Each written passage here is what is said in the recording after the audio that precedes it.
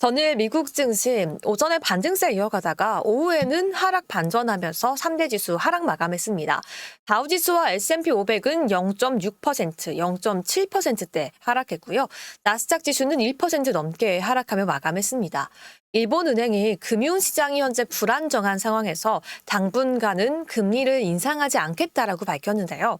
이에 따라 엔캐리 트레이드 청산 가능성이 줄어들면서 미국 증시 장 초반에는 투심이 고조되긴 했었는데요.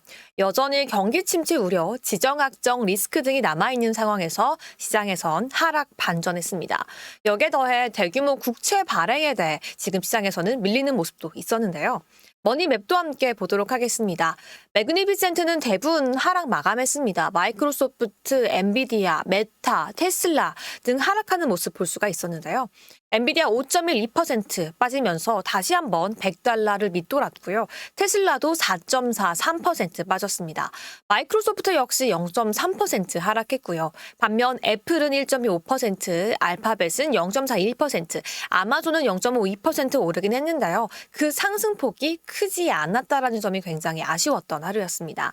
섹터별로도 함께 보도록 하겠습니다. 대체로 모든 섹터가 하락했고요. 에너지와 유틸리티 섹터 정도 상승분을 유지했습니다.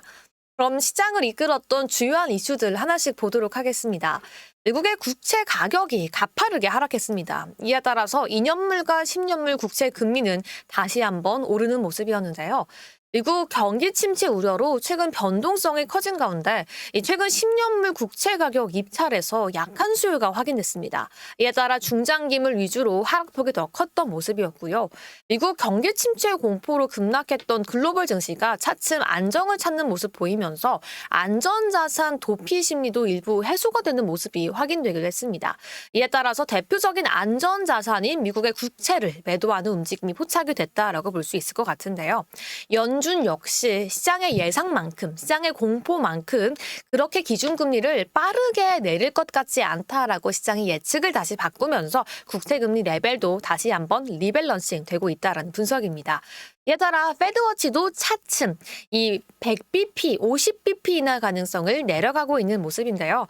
7월 미국 고용지표 결과로 경기 침체 공포가 급팽창했었다라면은 지금 다시 한번 이번 주 중반부터 후반부로 넘어가는 순간 선물시장에서는 연준이 연말까지 기준금리를 125bp 내릴 것이라는 전망에서 이제는 100bp 인하까지 내려갔다라고 보고 있습니다.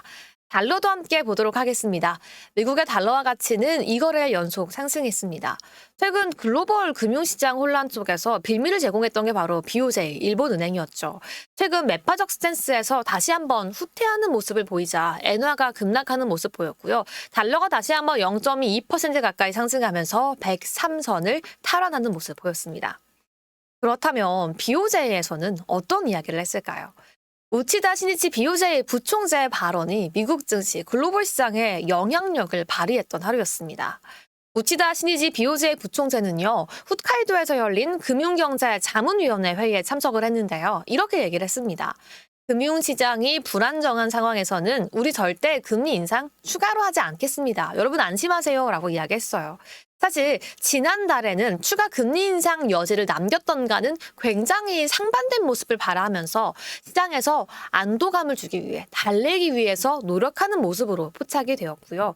이에 따라서 현재 수준인 0.25%에서 당분간은 인상하지 않고 확고히 통화정책 완화 정책을 지속하겠다라고 이야기하는 점 확인할 수가 있었습니다. 특히나 간밤에는 굉장히 많은 기업들의 실적 발표가 있었고요. 그에 따른 변동성도 있었는데요. 주요 기업들 실적 발표 내용들, 실적 속보 전해드려 보도록 하겠습니다. 가장 먼저 CVS 헬스케어는 비용 증가에 대한 이유로 EPS와 가이던스가 하향 조정되었고요. 리프트죠. 우버의 대표적인 미국 내 경쟁사입니다. 한국에는 그다지 많이 알려지진 않았는데요. 3분기 가이던스가 실망되며 급락하는 모습 보이기도 했습니다. 디즈니 같은 경우에도 디즈니 월드 같은 경우에는 매출이 부진했지만 인사이드 아웃 등 DTC 사업 부분에서 영업이익이 증가했다라는 내용이 확인되면서 호실적을 기록했습니다. 에어비앤비와 슈퍼마이크로 등 실적 발표 이후 급락하는 종목들도 확인해 볼 수가 있었는데요. 전일 실적 발표하며 급락했던 SMCI 다시 한번 짚어보도록 하겠습니다. 간밤 새벽 시장에서도 SMCI는 또다시 20% 넘게 급락하는 모습 보였는데요. 반면 뱅크 오브 아메리카는 이 슈퍼마이크로 컴퓨터 SMCI에 대한 투자 의견을 매수해서 중립으로 바꿨고요. 목표 주가를 기존의 1,090달러에서 700달러까지 하향 조정하는 모습 추가로 새벽 사이 나와주기도 했습니다. 사실 여기에 대한 이유를 얘기해 보자면요. AI 관련된 수요가 아직 강력한 건 맞다라고 이야기를 했거든요. 하지만 매출 자체가 2025년 말쯤 되어야지 점차 회복될 것으로 예측을 하면서 남아있는 2024년 3분기, 2024년 4분기에는 증권사의 예상치를 여전히 하회할 것으로 전망된다고 밝혔습니다. 이에 따라 주가는 정규장에서도 시간 외에서도 하락했는데요. 과연 이 SMCI가 AI로 벌어지는 이 매출의 전망치, 예상치가 다른 빅테크와도 동일하면 어떡할까라는 두려움도 한 발자국 해볼 수 있는 것 같습니다. 그럼 노보 노디스크 내용도 한번 짚어보도록 하겠습니다. 실적 발표를 했는데요. 이 인기 체중 감량 약품이죠. 위고비의 분기 매출이 예상보다 부진하다라고 보고하면서 연간 수익 전망을 낮췄고요. 종목의 수익률 역시 하락하는 모습 보였습니다. 시장에서 비만 치료제 열풍에 따라서 굉장히 많이 기대했던 실적 발표인 만큼 이 실망감까지 함께 이어질 것으로 예측되고 있습니다. 그럼 AMD도 함께 짚어보도록 하겠습니다. 이 파이퍼 샌들러에 따르면요. AMD가 서버 시장에 상당한 점유율을 차지할 수 있다라고 예측을 하고 있는데요. 투자 기회 역시 있다라고 이야기했습니다. 이 반도체 섹터 최근 정말 많은 하락폭을 보여줬죠. 하지만 지금 역시 이러한 하락 시점이 AMD에 대한 투자 기회로 따져볼 수 있는 타이밍이다라고 이야기했는데요. 현재 반도체 섹터에서 가장 주목받고 있는 엔비디아나 AMD 함께 지금 시장에서 주목할 만한 가치가 있다라고 강력하게 매수 의견을 표출했습니다.